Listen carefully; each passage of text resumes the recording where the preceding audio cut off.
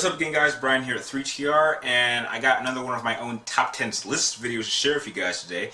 Now, this particular list was actually requested by me by one of my viewers going by the name of Ace Arcadia, and he wanted to know what were my top 10 favorite games that I saw at E3 this year. Now, before I begin, I would like to remind everyone that this is my list, so there is a good chance it may be drastically different than yours, and to show respect to Nintendo, since I will be not mentioning any Nintendo games, obviously I'm wearing a Legend of Zelda shirt, so let's get started with number 10, and I picked Uncharted for A Thief's End. I have to admit, I've been kind of on a downward spiral when it comes to Naughty Dog. I mean, everyone likes to give Naughty Dog so much praise. I'll be honest, I don't think they have created a truly great game since Uncharted 2. For those of you who've watched my channel long enough, you know that I was severely disappointed with Uncharted 3. And I feel that The Last of Us is the most overrated game I've ever seen, way more overrated than even Call of Duty. So, going into Uncharted 4, I'm hoping it's a solid end to the Uncharted franchise. Hopefully he dies. I'm hoping he dies, otherwise I'm going to be a little bit disappointed. But I'm sure it's going to be a great game. It's going to have a lot of great graphics. Hopefully it has a reasonably decent story. And, well, hopefully it gives us a solid end to this franchise and we can get a reboot soon. Going on to number 9, I picked Just Dance 2015. You know, it's Just Dance. Since kind of the semi-fall of DDR, I've kind of had to go to another franchise for my dancing experience, and I found that with Ubisoft, I can get a very solid experience with Just Dance. I mean, heck, I'm a really big fan of all their dancing games that they've made so far. So although I'm not really expecting too much from Just Dance 2015, it's just going to have different songs, different character models, maybe a couple of different dancing modes, but heck, it's dancing nonetheless, and I cannot wait to have fun with it. Going on into number 8, I picked the Halo Master Chief Collection Edition. Now this is actually one of the two reasons that I actually am planning on buying an Xbox One, is simply because the fact that they're making a package that allows you to play all 4 Halos all at once, and I've only played Halos 1 and 3. I have not had a chance to play 2 or 4, and you know, for a shooter, I've actually heard that it's a pretty interesting story, and really, that's all a good game really needs for me to be interested into it. And since I've never had an Xbox, I've really not had a chance to really experience the entire franchise. So the fact that now I have a chance to play all the Halo games, except Reach, of course, all at once and play it any way I want, I think is a truly great collector's edition and something that is worth owning an Xbox One. So that's why it's number 7 on this list. Going on to number 6 is another Xbox One exclusive, which is another reason why I plan on getting an Xbox One, and that is Sunset Overdrive.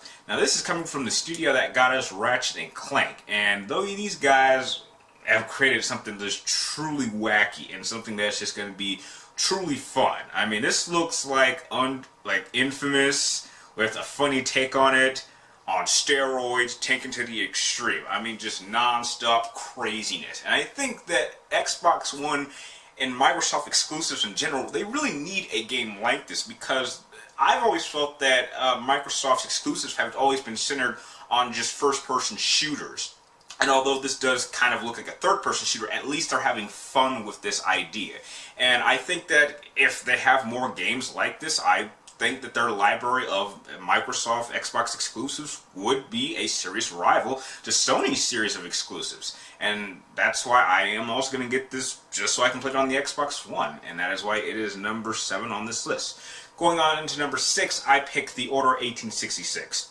Now, I stated that in my PlayStation Sony E3 conference that this game really looks like it was going to take much more of a darker role, and it looked like it was going to be the next step of what Resident Evil and Dead Space have kind of ventured off into. I think those two franchises have definitely gone more for the action, and maybe they might be trying to take a step in the right direction, trying to go right back into survival horror, but if they don't, then this looks like the next best game to play a really serious survival horror game. I'm sure it's going to have a good amount of action, but I think the overall atmosphere and the setting might make this game truly stand out and be probably one of the best new IPs that we've had for these Sony exclusive franchises. And that's why it's number 6. The next game I picked is number 5, and that is Little Big Planet 3. It's been, what, about 4 years since we had Little Big Planet 2, and So to go back to this world and have brand new characters, we can play all these levels that we've played and created over the franchise, I think is a truly great experience. And I really can't wait to see what the developers are going to be adding to the Little Big Planet world. I mean, they've given us so many tools, and we've been able to use our imagination and create all these truly unique worlds and levels that I'm really curious to see what more can they add. I mean, that was the whole point of these Little Big Planet games to begin with. We had complete control of our creations. So I really want to see how far they can push this franchise and really show us exactly what the PlayStation 4 with a Little Big Planet game format can really do. And that's why it's number 5 on this list. Going on to number 4, I picked Rise of the Tomb Raider. Now, for those of you who also have been watching my channel long enough, you would know that I absolutely loved the reboot of Tomb Raider. In fact, the last Tomb Raider game that came out was actually the first Tomb Raider game that I actually played all the way through. And I thought it was an absolutely amazing story. It was a perfect reboot. It was probably one of the best reboots we've had for a franchise in a long time. We are now following Laura after the events of the first game, and it seems like she's still trying to deal with what she has to do to become a survivor. Now that she has become a survivor, how do we take that story further? And I really want to see how Laura's journey will go and how far it will take her. I mean, we were just scraping the bottom of the barrel, and she had just become the Tomb Raider that we've always known her to be. But let's really see this journey continue on, and I cannot wait to get my hands on this game when it comes out next year, hopefully. That's why it's number 4 on this list. Going on to number 3, I picked Mortal Kombat 10. You guys know me. Mortal Kombat is my game. Some people pick Street Fighter, I pick Mortal Kombat. These two franchises are the king of fighting games, and they always will be. And really, after 2 home run hits with both Mortal Kombat 9 and Injustice, I cannot wait to see what they do with this game. We already know that it's going to take place, if I remember correctly, 25 years after the events of Mortal Kombat 9, so I'm really curious what they're going to do with the story. I'm really curious what type of new fighters we're going to have, if we're going to see old ones. I mean, obviously we're going to have originals like Sub-Zero and Scorpion, but I really want to see what new characters are coming in, what new characters are returning, what the fatality is going to look like, because they've had some really creative fatalities over the years, and you know, you cannot go wrong with not just beating your opponent, but mutilating their body in such a way that it tells the opponent that they just got their ass owned big time. And I cannot wait to own some of your asses in Mortal Kombat 10 online when this comes out. And that is why it's number 3 on this list. Going on into number 2, I picked Destiny.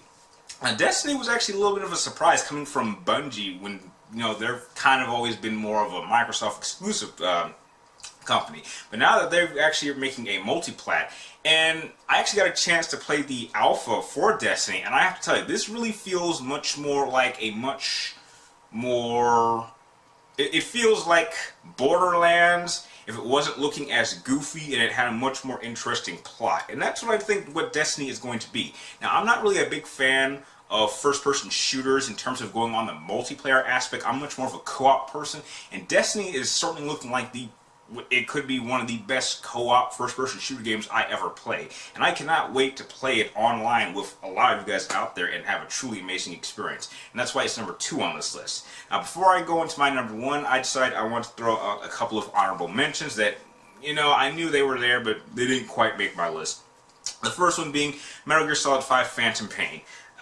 Really disappointed with the trailer. Hideo Kojima made all these really big promises, like it was going to be hard to watch and all this stuff, and it really wasn't. And we still don't even have an official release date, so I don't even know when I can open up my copy of Ground Zero, so I was a little bit upset about that. Then there was Alien Isolation. Really disappointed with Colonial Marines. Hopefully this is going to put the franchise back on the right track, from turning aliens into a truly scary survival horror experience. Then there was Assassin's Creed Unity. Looks like Assassin's Creed, it's set around the French Revolution, which I'm actually happy that I called that out before any one of you guys did. So, you know, good story, probably good some kills. That's going to be nice. And then there was Kingdom Hearts 2.5 Remix, which was actually announced a little bit before E3, but, you know, it was there, it was acknowledged. We are getting maybe a little bit closer to finally getting a release date for Kingdom Hearts 3. It's probably not even going to be 2015, maybe 2016, but it is there, and I am planning on getting it since I had such a great time with 1.5 Remix. And now that brings me to my number 1 favorite game that I saw at E3 2014, and that was Batman Arkham Knight.